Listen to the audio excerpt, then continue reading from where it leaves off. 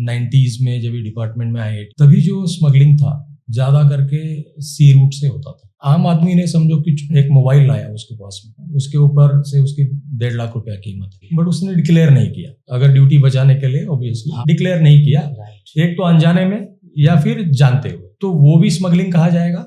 अगर किसी ने जानबूझ के गोल्ड बदन के अंदर, बदन के ऊपर, बैगेज में छुपा के लाया, तो वो भी स्मगलिंग है। अगर हम लोग देखें तो ये जो दूसरी जो एक्ट है वो क्रिमिनल एक्ट हो गई, और ये जो पहले जो आम आदमी ने जो किया है तो उसका उतना परिणाम उतना कम हो कि उसमें ड्यूटी बचाने के लिए किया है। बट जितना गहरा उसका मैग्नीट्यूड जिसको कहते हैं, जितनी क्वांटिटी उसकी होगी या जितना वैल्यू जितनी होगी, वैल्यू जितनी होगी या इंटेंशन होगा, वो देखा जाएगा पूरे इसमें।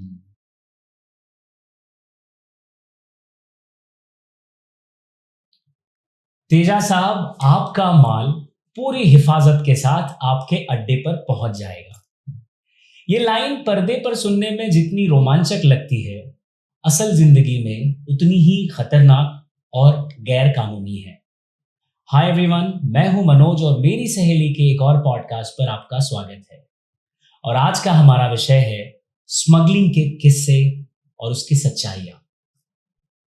और इस गंभीर मुद्दे पर बात करने के लिए आज हमारे खास मेहमान हैं retired deputy commissioner of customs Mumbai airport Shri Girish Kidwe ji. नमस्कार सर। नमस्कार, स्वागत है सर आपका मेरी सहेली के इस पॉडकास्ट पर। धन्यवाद, और आपके सभी दर्शकों का अभिवादन करता हूँ।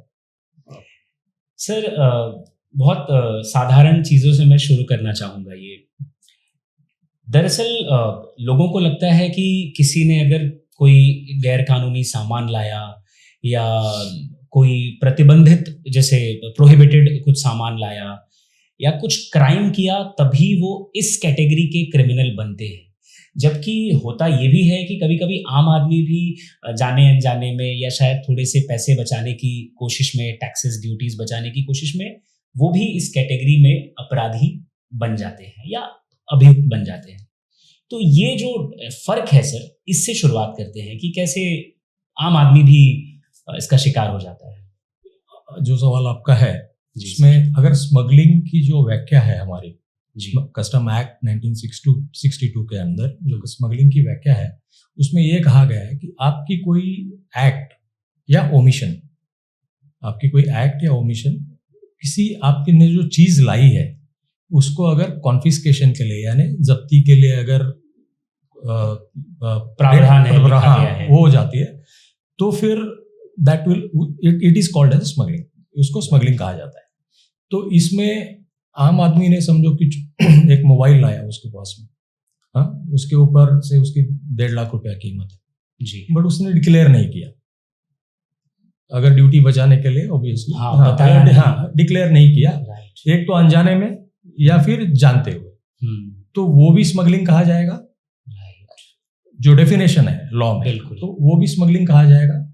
या अगर किसी ने जानबूझ के गोल्ड बदन के अंदर, बदन के ऊपर, बैगेज में छुपा के लाया, तो वो भी स्मगलिंग है। तो अगर हम लोग देखें तो ये जो दूसरी जो एक्ट है वो क्रिमिनल एक्ट हो गई, और ये जो पहले जो आम आदमी ने जो किया है जी, तो उसका उतना परिणाम उतना कम हो कि उसमें ड्यूटी बचाने के लिए किया है। बट जितना गहरा उसका ये होगा ना, मैग्नीट्यूड जिसको कहते हैं हम, जितनी क्वांटिटी उसकी होगी या जितना वैल्यू जितनी होगी या इंटेंशन होगा, वो देखा जाएगा पूरे इसमें। तो आम आदमी की अगर जो एक कुछ चीजें हैं जो उसने ड्यूटी नहीं भरी है, तो उसमें माइनर फाइन पेनल्टी लगा के उसको हम लोग वापस उसको दे देते हैं, रिडम्पशन फाइन लगा के वापस दे देते हैं। लेकिन जो क्रिमिनल एलिमेंट्स ने जो इंटेंशनली लाया है, तो वो उसके ऊपर फिर कानूनी कार्रवाई होती है कस्टम एक्ट के अंदर, फिर उसको शो कॉज नोटिस वगैरह देके देन वो कानून में जैसे लिखा गया है तो वैसे कार्रवाई होती है उसके ऊपर।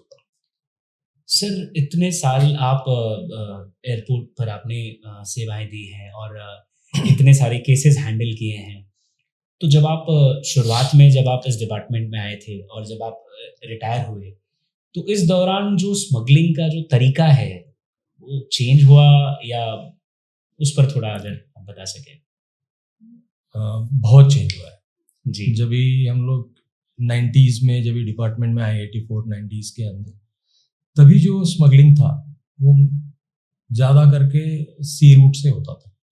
उसका एक कारण ये था कि हमारे एयर ट्रैफिक उतना नहीं था, हवाई जो सफ़र करते हैं लोग उतने हवाई जहाज नहीं थे उतना। डोमेस्टिक सेक्टर जो है हमारा जी तो वो भी उतना डेवलप नहीं था। राइट। तो और जो स्मगलिंग होता था वो बड़े क्वांटिटी में होता था, इसके लिए बिकॉज जो कुछ कीमती वस्त्र यानी जो बॉस्की का कपड़ा या ब्रांडेड स्ट्रेच लॉन जो ब्रांडेड गुड्स है जो जापान में बने हुए, जो जिसकी यहाँ पे काफी डिमांड थी। देन इलेक्ट्रॉनिक गुड्स जो बड़े बड़े इलेक्ट्रॉनिक गुड्स थे, VCR VCP ऐसे थे, फिर वॉचेस थी। तो ये सब उस वक्त में होता था अलॉन्ग विथ गोल्ड और सिल्वर तो हमेशा से इसमें रहा है स्मगलिंग में। तो उस वक्त को जो स्मगलिंग होता था वो मेनली सी रूट से होता था, जिसमें बड़े नाव से शोर के नजदीक वो आ जाती थी। और शोर के नजदीक आने के बाद में जो छोटी मछुआरों की नौका ऐसे जो छोटे वेसल्स है उसमें वो ट्रांसफर होके फिर वो लैंडिंग पॉइंट्स पे आ जाती। अगर आपने देखा होगा तो ये जो बॉम्ब ब्लास्ट के वक्त जो लैंडिंग हुआ था, राइट, ये इस टाइप का लैंडिंग जहाँ पे आर्म्स बड़े इससे आके फिर वो शोर पे उतरे गए थे और फिर उसको फिर व्हीकल से यानी by road tempo by road उसको लाया गया था मकाम। ये था पुराना स्मगलिंग, राइट। अभी जो है इट इज जैसे इंपोर्ट एक्सपोर्ट बढ़ने लगा, कार्गो की मूवमेंट बढ़ने लगी, जैसे एयर ट्रैफिक बढ़ने लगा, लोग कॉमनली ट्रैवल करने लगे। बिल्कुल, यहाँ से मुंबई से दिल्ली इधर आसपास बहुत बढ़ गया इंटरनेशनल। हाँ, तो फिर क्योंकि इसमें जो पहली मेथड थी उसमें टाइम भी ज्यादा जाता था, खर्चा भी बहुत आता था, रिस्क भी बहुत ज्यादा था पकड़ने का। यहाँ पे रिस्क भी कम हो गई और मैग्नीट्यूड बढ़ गया क्योंकि लोग बढ़ गए करने वाले, तो करने वाले कैरियर मूवमेंट बढ़, फिर कंसीलमेंट के नए नए तरीके अपनाने लगे उसमें। फिर जो पुराने चीजें थी उसकी डिमांड कम हो गई। VCR VCP आजकल कोई देखता भी नहीं है, किसी को मालूम भी नहीं कि क्या है। तो अभी जो मोबाइल फोन्स का स्मगलिंग हो या वॉच का स्मगलिंग हो या गोल्ड का स्मगलिंग हो, तो अभी जो होता है वो फ्लाइट से ज्यादा होता है। अगर कार्गो की हम लोग बात करें इंपोर्ट एक्सपोर्ट के थ्रू, तो उसको किसी मशीन में कंसील करके उसको लाया जाता है। ओके। कुछ केसेस ऐसे हुए हैं इन पास्ट अपने JNCH में या फिर एयर कार्गो में, जहाँ पे मशीनरी में एयर कंडीशनर के कंप्रेसर में गोल्ड छुपा के स्मगल किया गया। तो ये अलग अलग तरीके अपनाने लगे हैं लोग और मैग्नीट्यूड बढ़ गया, लोग करने वाले लोग बहुत हो गए। तो ये बदलाव जो है पुराने इसमें और आज के इसमें, आज भी सी रूट से हो रहा है स्मगलिंग, नहीं ऐसा नहीं, बहुत सारा हो रहा है, पकड़े जाते हैं। बट वो नारकोटिक्स का ज्यादा हो रहा है। जो आपने अगर हाल ही में न्यूज में आपने सुना होगा कि 300 किलो 400 किलो नारकोटिक्स का स्मगलिंग हुआ है, जो कंटेनर में हुआ है या फिर पोर्ट्स पे हुआ है या फिर मिड सी में हुआ है, जो कोस्ट गार्ड ने पकड़ा हुआ है। तो ये जो इंस्टेंसेस है वो दर्शाते हैं कि अभी भी हो रहा है। बट इसमें जो इलेक्ट्रॉनिक गुड्स वगैरह है, जो छोटी चीजें हैं, वो तो ज्यादा से ज्यादा फिर लैंड रूट से भी हो रहा है। ओके। जो हमारी जो लैंड बॉर्डर्स है ना कस्टम्स की, वो काफी पोरस है। आप नेपाल अगर जाओ तो सीधे आ जा सकते हो, वैसे सेम है मणिपुर म्यांमार की जो नॉर्थ ईस्ट में भी बॉर्डर्स जो है वो काफी पोरस है। तो देयर आर केसेस की जो व्हीकल में कंसील करके लैंड बॉर्डर के थ्रू भी लाया जाता है या फिर कैरियर के थ्रू भी लाया जाता है। तो बदलाव तो ये है, तो ये चीजें बदली हैं, ये चीजें। लेकिन सर जैसे ये चीजें बदली हैं वैसे तो हमारी भी टेक्निक्स भी तो बदली हैं उन्हें पकड़ने की। जैसे जाहिर सी बात है इतना एडवांसमेंट हुआ है, तो जो ऐसे केसेस हम या तो न्यूज़ में देखते हैं या फिल्मों में देखते हैं, तो जो इतनी हाईटेक एक्सरे मशीन्स या आई डोंट नो जो टेक्निकल नाम हो उन मशीन्स का, तो इसका भी तो फायदा होने लगा है डिपार्टमेंट को। अभी हमारे पास में जो मशीनरी है, बैगेज स्क्रीनिंग मशीन जिसको हम बोलते हैं, वो काफ़ी अच्छी क्वालिटी की है। डिपार्टमेंट काफ़ी फैसिलिटीज भी दे रहा है to cope up with it. But main challenge अगर हम लोग एयरपोर्ट की बात करें तो मेन चैलेंज हमारा ये है कि मुझे पता नहीं अगर आपको आइडिया है या नहीं जी, आज हमारी जो शिफ्ट होती है जी, ऑफिसर्स की, वो 12 घंटे की होती है। सुबह 8 से लेके रात को 8 जी, और रात को 8 से लेके दूसरे दिन सुबह 8 तक। उसमें एक जो ग्रुप ऑफ ऑफिसर्स होता है वो पैसेंजर्स को फैसिलिटेट करने का काम करता है। फैसिलिटेट यानी उनको ज़्यादा रुकना नहीं पड़े, जो जेन्युइन पैसेंजर्स है उनको ज़्यादा रुकना नहीं पड़े, उनके पास जो सामान है उसकी अगर ड्यूटी बनानी है तो वो ड्यूटी बनाए। उसका अगर सामान फॉर ड्यूटी पेमेंट के लिए शॉर्ट टाइम के लिए डिटेन करना है तो उसको डिटेन करे। ये जो प्रोसीजरल पार्ट जो है ना पैसेंजर क्लियरेंस का, कम से कम उसको कम से कम वक्त लगे। और उसके लिए जो ऑफिसर्स होते हैं वो यूनिफॉर्म पहने हुए, जो व्हाइट यूनिफॉर्म आप देखते हैं, बिल्कुल हमने तो वो जो ऑफिसर्स होते हैं वो फैसिलिटेशन का काम करते हैं। इंटेलिजेंस के ऑफिसर होते हैं वो लोगों को, जो ऑफेंडर्स है, जो अपराधी है, उनको पकड़ने की कोशिश करते हैं। तो ये 2 सेट ऑफ ऑफिसर्स रहता है इसमें। जी। तो 12 घंटे की ड्यूटी में अगर आप दिन की बात करें तो अराउंड ऑन एन एवरेज साधारणतः 7 से 8 हजार लोग आते हैं दिन में, दिन की शिफ्ट में 8 बजे से रात को 8 बजे तक। और रात को 8 बजे से जो सुबह की 8 बजे की शिफ्ट है उसमें नंबर चला जाता है 15 से 17 हजार तक। Almost double triple. हाँ, तो हमारी जो ऑफिसर स्ट्रेंथ है वो दोनों मिलके अराउंड 40 की एक शिफ्ट में होती है, इंटेलिजेंस प्लस ये। तो उनके लिए ये जो मैग्नीट्यूड, ये जो बड़ी संख्या में जो लोग आते हैं, उनको हैंडल करना with the same energy level. 12 घंटे आप बिना सोए बिना रेस्ट के आप काम करो, अलर्ट रहना। फ्लाइट्स तो कंटिन्यूस आती रहती है।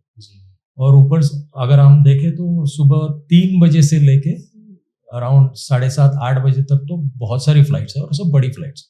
उसमें ही कम से कम 8-9 हजार लोग तो उसी में आ जाते हैं वो स्पैन में।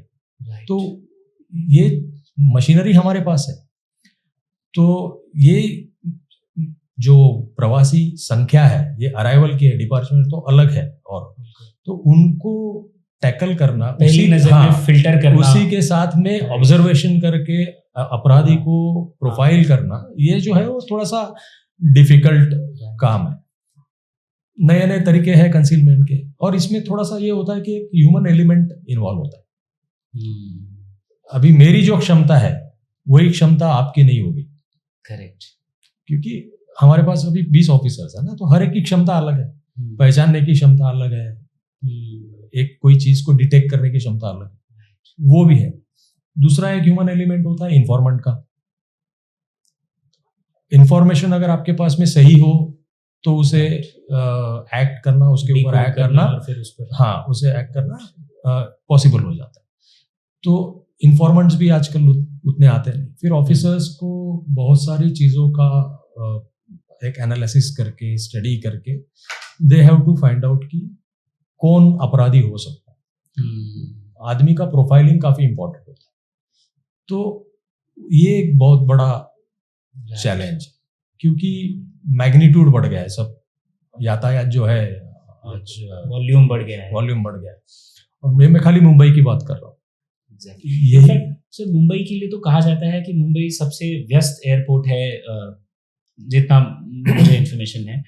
और जाहिर सी बात है, ये सिर्फ देखने भर की बात नहीं है, एनालाइज करना, फिर वो उस कैटेगरी में फिट हो रहे हैं, फिल्टर हो रहे हैं या नहीं, या वो सस्पेक्ट हैं या आम आदमी है, ये सब जाहिर सी बात है एक बड़ा लेवल ऑफ इंटेलिजेंस। इसमें अभी हम लोग ने तो ये अराइवल की बात की, जहाँ पे पैसेंजर खुद होके आ रहा है और प्रयास कर रहा है कि भाई कुछ मीन्स स्मगलिंग करने का प्रयास कर रहा है अपराधी। हम लोग डिपार्चर की बात करें तो बहुत बार ये होता है कि स्टाफ इन्वॉल्व होता है, जो इतने कमर्शियल एस्टेब्लिशमेंट्स हैं ऊपर, तो कमर्शियल एस्टेब्लिशमेंट नीचे भी है, ऊपर भी है। तो ऐसे भी इंस्टेंसेस हुआ है कि जहाँ पे ड्यूटी फ्री शॉप जो है अंदर, जी वहाँ के एम्प्लॉयज को पकड़ा गया है, या फिर जो एयरलाइन का ग्राउंड हैंडलिंग स्टाफ होता है, क्रू मेंबर्स तो है ही है, प्लस ग्राउंड हैंडलिंग स्टाफ है जो पैसेंजर्स की मदद करते हैं ना, और बैगेज वगैरह निकालने के लिए एंड ऑल दोस्त, तो वो लोग हैं, लोडर्स हैं। ये इतने सब लोगों को कंट्रोल करना, इतने सब लोगों के ऊपर नजर रखना, ये बहुत चैलेंजिंग होता है। बट फिर भी अगर आप देखें तो last year also Mumbai airport पे कम से कम 1 टन के करीब सोना पकड़ा गया है in a calendar year, in a financial year. 1 ton.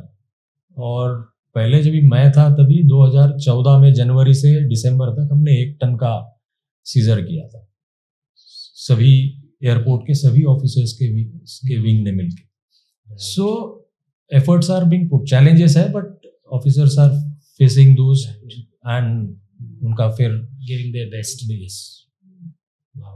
Sir, आपने ये बात की कि कैसे लाते थे, उससे पहले मैं जानना चाहूँगा कि क्योंकि पहले तो हम, जाहिर सी बात है, सोना वाज ऑलवेज अ थिंग कि जिस पर ज़्यादा फोकस होता है स्मगलर्स का, जैसा हम न्यूज़ में देखते हैं, और ऐसे भी गोल्ड वाज ऑलवेज उनका फेवरेट चाइल्ड स्मगलर्स का।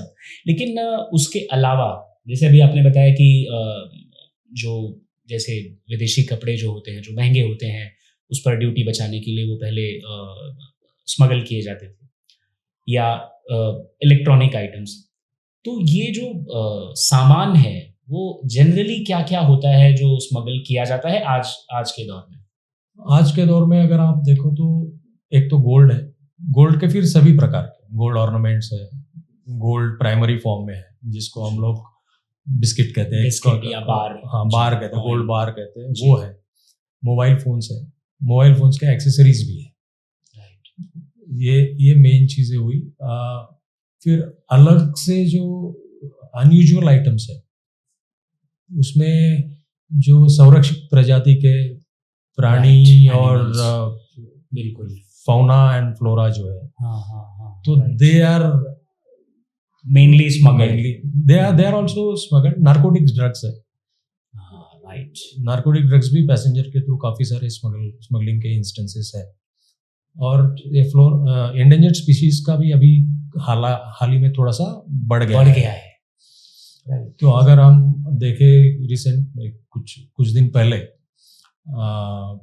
क्रोकोडाइल्स, बेबी क्रोकोडाइल्स पकड़े गए थे बैगेज में, फिर टर्टल्स, देन एक टैमरिन मंकी, दो मंकीज थे छोटे छोटे एकदम, फिर snakes, various type of exotic snakes, they are all smuggled. उसको फूड पैकेट्स में कंसील करके, या इट्स काफी क्रूरता से उसको उसमें इनह्यूमन तरीके से जी उनको लाया गया है। तो ऐसे स्मगलिंग के केसेस भी कस्टम्स ने डिटेक्ट किया। इंडिया ने मेरे ख्याल से अराउंड 600 ऐसे डिफरेंट टाइप ऑफ बर्ड्स और स्पीशीज उन्होंने कार्गो में पकड़े थे, तो कार्गो में कंसील हो गया। मतलब सर ये ऐसे पैसेंजर फ्लाइट्स में नहीं, वो कार्गो में भी आते हैं। ये फ्लाइट्स में, कुछ फ्लाइट्स में भी आते हैं, कार्गो में भी आए। Instances of smuggling through cargo is also there, कि टर्टल्स मेनली जो ज्यादा जो पकड़े थे डिफरेंट टाइप्स के। एयरपोर्ट में बर्ड्स पकड़े गए, एक्सोटिक बर्ड्स पकड़े गए, स्नेक्स पकड़े गए हैं। उसके अलावा जैसे मैंने कहा कि मंकीज जो पकड़े गए, तो ये सब एक्सोटिक एंडेंजर्ड स्पीशीज का जो है, विच इज ये जो कस्टम एक्ट के अंदर तो क्राइम है ही है, वाइल्ड लाइफ प्रोटेक्शन एक्ट के अंदर भी क्राइम है। और कस्टम्स को मैंडेट है कि जो चीज कस्टम एक्ट में प्रोहिबिटेड है या फिर और किसी एक्ट में प्रोहिबिटेड है, उसके अगेंस्ट हम लोग कार्रवाई कर सकते, एक्शन ले सकते हैं। तो इस चीज में जो सही हालात में थे उनको फिर एयरलाइन को ये करके वापस भेजा गया उसको, क्योंकि उनको उनके जो वातावरण में जो हैबिटेट जो है उनका, वहीं पे उनको रखना है as per the norms, as per the rules. तो फिर यहाँ पे wildlife crime control bureau है जिनके साथ में हम कोऑर्डिनेट करते हैं, और फॉरेस्ट डिपार्टमेंट है, तो उनको उनके साथ में फिर ये डिसीजन लिया जाता है कि इसको यहाँ रखना है या फिर बाहर भेजना है, और जो आदमी है उनको फिर अरेस्ट हो जाता है। यानी कि सर आपको वेरियस डिपार्टमेंट्स के साथ भी कोऑर्डिनेट करना पड़ता है। yes. जाहिर सी बात है, अब वाइल्ड लाइफ एक्सपर्ट्स हैं तो वो अपनी राय देंगे Yes. कि नहीं। हमको जो कस्टम्स को बाकी जो एजेंसीज है उनके साथ तो करना ही पड़ता है, like income tax department, police department is there. Income tax का इतना नहीं आता है, बट पुलिस डिपार्टमेंट के साथ में करना पड़ता है। एनसीबी है, नारकोटिक्स कंट्रोल ब्यूरो है, डीआरआई के साथ में, डीआरआई तो हमारा ही है, हालांकि कस्टम्स की एक भी, बिल्कुल, तो उनके साथ है। फिर ये फॉरेस्ट डिपार्टमेंट के साथ में करना पड़ता है, फिर wild life crime control bureau जो है इनके। सो ये बहुत सारे डिपार्टमेंट्स हैं जिनके साथ में मिलके हमको ये स्मगलिंग को रोकने की हम लोग कोशिश करते हैं। सल्यूट है सर आपको, क्योंकि इतनी बड़ी मिस्टेक्स आदमी अपनी लालच में करता है, स्पेशली ये जो आपने एंडेंजर्ड, एक तो ऑलरेडी वो एंडेंजर्ड हैं, उनका अस्तित्व वैसे ही खतरे में है कि वो कब विलुप्त हो जाए पता नहीं चलेगा। तो सर ये तो हो गई चीज़ें जो वो लाते हैं। अब वो जो उनके लाने के अजीबोगरीब तरीके हैं, इतने मतलब हमने इतने वीडियोस देखे हैं, इतने न्यूज़ देखे हैं, इतने आर्टिकल्स पढ़े हैं उस पर कि लोग अपने शरीर के अंदर कुछ छुपा कर ला रहे हैं, कुछ चीज़ें अपने स्वॉलो करके ला रहे हैं, पेट में रख कर ला रहे हैं, या जूतों में या इलेक्ट्रॉनिक गुड्स के अंदर कंसील करके ला रहे हैं। इनफैक्ट मैंने एक वीडियो देखा था जिसमें वो गोल्ड को स्क्रूज के फॉर्म में यूज करके सूटकेस के जो स्क्रूज होते हैं वहाँ पर फिट करके, वो जो एक सर्टन जो लिमिटेशंस हैं गोल्ड की क्वांटिटी की, उससे कहीं ज़्यादा था वो। तो ऐसे जो तरीके हैं वो जनरली आपने क्या देखे हैं? आपने जो अभी बताया वैसे वो तो तरीके है ही है, आम है जो लोगों को हाँ दिखते हैं। हम भी एक तो जो कंसीलमेंट तो है, बट जो गोल्ड है अभी समझो जी, गोल्ड का फॉर्म चेंज करके उसको कैसे डिटेक्शन से बचाया जाए, ये भी एक नया इसमें तरीका है। मतलब सॉलिड से लिक्विड पेस्ट फॉर्म है अभी gold. See normally gold is a solid substance, right, तो वो पेस्ट फॉर्म में कन्वर्ट करके फिर पाउडर फॉर्म में कन्वर्ट करके, उसके बाद में फॉइल फॉर्म में कन्वर्ट करके, तो ये भी तरीके है कि जो कंसीलमेंट है वो ज़्यादा डिफिकल्ट हो डिटेक्ट करने के लिए। क्योंकि अगर हम लोग पेस्ट फॉर्म में है तो it is difficult to be detected कि मशीन में डिटेक्ट हो, या जो अपना ये रहता ना हैंड डिटेक्टर, मेटल डिटेक्टर जो रहता है, उसमें भी ये चीज़ आती नहीं है। बॉडी कंसीलमेंट बहुत डिफिकल्ट है कि अगर आपको पता हो फिर उसके लिए एक्सरे करो, ये सब प्रोसीजरल फॉर्मेलिटीज। तो ये तरीके हैं। फिर बॉल पिन की रिफिल में भी लोग गोल्ड ये इंजेक्ट करके या हाँ मीन्स उसमें कंसील करके लाते हैं। जो सूटकेस की जो फ्रेम है, आपने तो स्क्रूज की बात की, तो सूटकेस को अगर आप नॉर्मल जो हार्ड टॉप सूटकेस है उसको चैसी रहती है, लाइक जैसे एल्यूमिनियम, तो उसमें वायर एक रहती है, तो चेन जो है ना, जो सूटकेस की चेन रहती है उसमें वायर रहती है, तो वो wire is made of gold instead of aluminium.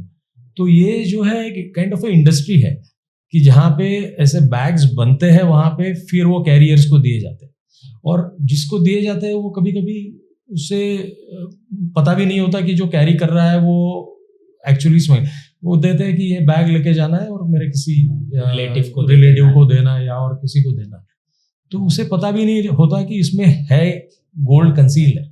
ये एक तरीका है। और एक जो नोवल तरीका है which is very difficult, it is हमारे जो पहने हुए कपड़े हैं ना उसमें गोल्ड की लेयर रहती है, या फिर मेरे बैग में जो कपड़े हैं उसमें गोल्ड की स्प्रे रहता है, गोल्ड की लेयर, उसमें से एक्सट्रैक्ट करना it's a very difficult thing for us. But ये जो नोवेल है, अनलेस आप उसको फिजिकली एग्जामिन करो, क्योंकि ये गोल्ड जो कंसीलमेंट है वो डिटेक्ट होने के लिए बहुत मुश्किल है। ऑफिसर्स का स्किल है उसमें इन्वॉल्व, अगर इसको पकड़ना है तो इट्स वेरी डिफिकल्ट। तो बट बहुत बार ये कोशिश नाकाम होती है, और फिर उसके फिजिकल एग्जामिनेशन और ये सब चीज़ें हैं, उसमें से फिर हमको मालूम। तो these are the novel ways जो इन्होंने स्मगलर्स ने जो अडॉप्ट किए है, तो काफ़ी डिफिकल्ट है और चैलेंजिंग है इनको पकड़ना। जाहिर सी बात है सर, हज़ारों पैसेंजर्स में से आइडेंटिफाई करना सस्पेक्ट्स को, और फिर ये जो आपने तरीके बताए, ये तो शायद फर्स्ट इंस्टेंस में शायद पता भी ना चले। आदमी देखे उसको जब तक आप फील नहीं करोगे आपको पता भी नहीं लगेगा। मीन्स हाथ में लेके अगर वो कपड़े का एग्जामिनेशन नहीं करोगे तब तक आपको पता नहीं लगेगा। राइट। क्योंकि वो काफ़ी जब गोल्ड फॉइल जो है, अगर आप स्क्रीनिंग मशीन में देखोगे तो वो बाकी के जो आपका फूड स्टफ है या फिर चॉकलेट्स है, डेट्स है, बाकी बहुत सारे कपड़े हैं आपके, उसमें इस तरह से वो इसकी इमेज मिक्स हो जाती है ना, it's very difficult to identify. तो ये बहुत स्किलफुल काम होता है, और जो हमारे ऑफिसर जो वहाँ पे मशीन में बैठे होते हैं बैगेज स्क्रीनिंग मशीन में, और काफ़ी अच्छी मात्रा में पकड़ते हैं इसको। फैसिनेटिंग है सर, और उतना ही हार्डवर्क मैं समझता हूँ, बहुत ज़्यादा हार्डवर्क जाता है इसमें। और वही जैसे मैंने कहा कि पूरे 12 घंटे ये सेम एनर्जी लेवल मेंटेन करके ये काम करना बड़ा चैलेंज है। हाँ, और कोई अगर केस होती है तो उसके जो आगे की जो कार्रवाई है ना, प्रोसीजर्स है, वो प्रोसीजर्स है, इसमें तो कभी कभी ऑफिसर्स को 16 20 घंटे तक काम करना पड़ता है। समझो अगर मेरी 8 बजे ड्यूटी खत्म हो रही है जी, और किसी ऑफिसर की ड्यूटी 8 बजे खत्म हो रही है, और 6 बजे अगर केस हो गई तो उसकी पूरी वो पंचनामा, उसका रिकॉर्डिंग ऑफ स्टेटमेंट, उसको अगर अरेस्ट करना है नहीं, मीन्स जो भी कानूनी कार्रवाई है वो होते होते और 5-6 घंटे चले जाते हैं। तो काफ़ी स्ट्रेसफुल होता है, लेकिन वो सेम एनर्जी लेवल मेंटेन करके इट्स अ टीम वर्क। तो ऑफिसर साथ में मिलकर काम करते हैं, दे सी दैट कि इट इज टेकन टू एक लॉजिकल एंड पे उसको पहुंचा दे।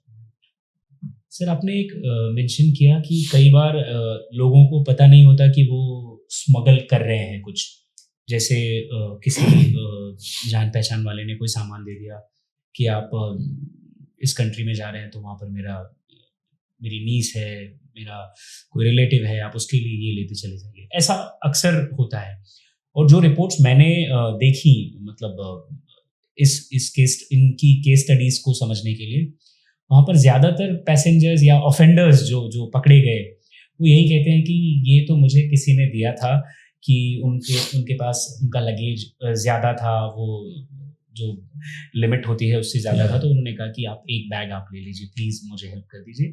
तो ऐसे भी केसेस जेन्युइनली होते हैं? कैसे होते हैं? अभी जब भी एयरपोर्ट पे जब भी मेरी पोस्टिंग थी अभी लास्ट, उसमें हमने एक बैगेज स्क्रीनिंग में हमको थोड़ा सा शक आया इसके लिए। वो पर्टिकुलर जो पैसेंजर था उसको हमने बाजू करके फिर पूछताछ की उससे, और उसके बैगेज का जो स्क्रीनिंग बैगेज जो था उसका स्क्रीनिंग कर लिया हमने। तो उसमें पता चला कि एक रोटी मेकर था। ओके, रोटी मेकर मशीन है ना, तो उसमें जो इमेज दिख रही थी हमको, वो इंडिकेट कर रही थी कि इसमें गोल्ड है। ठीक है, तो जब यंग लड़का था तो बोला, वो करने गया था, रिलीजियस ट्रिप करने गया था, वो बोला जो हमारे साथ में, जब उसे बोला कि ये मेरा है नहीं जी, जो हमारे साथ में एक आदमी था जो हमारे साथ में रह रहा था 14-15 दिन, और साथ में खाना पीना पकाने का वगैरह कुछ काम कर रहा था, तो उसने बोला कि ये जो है ये बैग लेके जाना और ये मेरे रिलेटिव को दे देना, और वो इनोसेंटली वो बैग लेके आया। बट हमारा कानून ये बोलता है कि आपका जो बैगेज है जी, उसमें जो आर्टिकल्स है वो आपकी जिम्मेदारी है, but your possession is as good as ownership. अगर आपके बैगेज में अगर 10 चीजें हैं, वो 10 चीजों में से 5 आपकी है, 5 किसी ने आपको दी है किसी को देने के लिए, बट वो 5 चीजों के लिए भी आप ही रिस्पॉन्सिबल हो। बिल्कुल, आपके पोजीशन में है तो इट इज योर रिस्पॉन्सिबिलिटी। इसके लिए हमेशा कोई भी जो जनरल पैसेंजर है, कॉमन मैन है, वो उनके लिए मैं कहना चाहूँगा कि किसी से भी आप अगर कुछ लेके आ रहे हो तो ये सावधानी आपको बरतनी चाहिए कि आपको वो आदमी अच्छी तरह से मालूम होना चाहिए बिल्कुल कि जेन्युइनिटी जो है उस आदमी की, उससे आप निश्चिंत होने चाहिए पहले, तो ही आप किसी की चीज कैरी करो। अदरवाइज आपको अगर पता नहीं है, छोटी सी पहचान है 4 दिन की 5 दिन की, तो फिर आप वो दूसरे का सामान लाने के इसमें उसको हेल्प करने के लिए मत जाओ, तो क्योंकि आपको पता नहीं है कि उसके अंदर क्या है।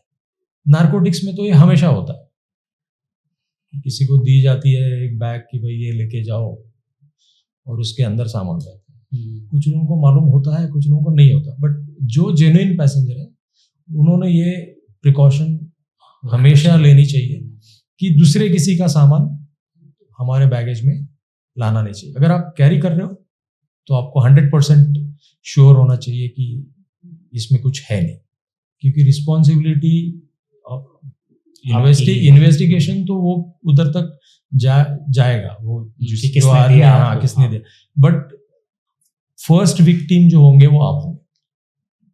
इसको मैं और फर्दर थोड़ा डिस्कस करना चाहूँगा सर। अगर मान लीजिए कि किसी ने किसी और का दिया हुआ बैगेज लेकर आया और उसमें कुछ प्रोहिबिटेड मटेरियल निकला, और अगर if he knows that person कि जिसने उन्हें ये बैग या सामान दिया है, अगर वो लिंक कर दें जो कंसर्न डिपार्टमेंट है, तो क्या ये सेफ है या फिर भी ये उस प्रोसेस में अटके रहेंगे? इसके ऊपर तो कानूनी कार्रवाई होगी, because he is the one who has carried the goods, जो स्मगल गुड्स है जिसको उसने कैरी किया, तो उसके ऊपर भी कार्रवाई होगी। और जिसने दिया है अगर उसकी लिंक मिलती है, वो पकड़ा जाता है, तो उसके ऊपर भी कार्रवाई होगी। राइट, यानी आप पर कार्रवाई होगी अगर आप इस गैर कानूनी आप अगर आपने इग्नोरेंटली किया है, अनजाने में आपसे गलती हुई है, फिर भी कहा जाता है कि ignorance of law is not an excuse. Exactly sir, तो फिर कानूनी कार्रवाई तो उसके ऊपर भी होगी। यानी केयरफुल रहना जरूरी है। जो आम पैसेंजर को हमेशा केयरफुल रहना चाहिए कि दूसरे की चीज कैरी नहीं करे। सर, आपने मेंशन किया था कि जो लोग अपने बॉडी के अंदर छिपा कर लाते हैं गोल्ड या बाकी कुछ ऐसा, तो वो ऑब्वियस सी बात है कि नज़रों से देखने में तो पता नहीं चलेगा कि इसने अपनी बॉडी में कुछ छिपाया हुआ है। तो ये जो मशीनी प्रोसेस है, उसके बिना आपको क्या उनके हाव भाव पे शक होता है? या ये केसेस तो ऑब्जर्वेशन और प्रोफाइलिंग के ऊपर होते हैं। जब भी उससे प्राइमरीली जो प्रिलिमिनरी इंक्वायरी ऑफिसर करता है, उसमें वो कैसे वो बर्ताव करता है, उसके ऊपर से थोड़ा सा फिर उसके प्रोफाइल होता है, कितने बार उसने ट्रैवल किया, क्या काम कर, वो बहुत सारी चीजें हैं, बहुत सारी चीजें, उससे एक कंक्लूजन पे आ जाते हैं। अगर वो and most of the cases में ना वो वॉलंटरी एडमिट करते हैं। ओके, जिन्होंने छिपाया है तो वॉलंटरी एडमिशन भी हो जाता है। वॉलंटरी एडमिशन हो तो फिर आगे की किसी चीज की जरूरत नहीं पड़ती और वो खुद ही निकाल के देते हैं। एक मजेदार किस्सा मैं आपको सुनाना चाहूंगा प्लीज। जब ये नाइट ड्यूटी में वो हम लोग खड़े थे वहां पे ना मशीन के यहाँ पे, we are observing the passengers, कौन जा रहा है।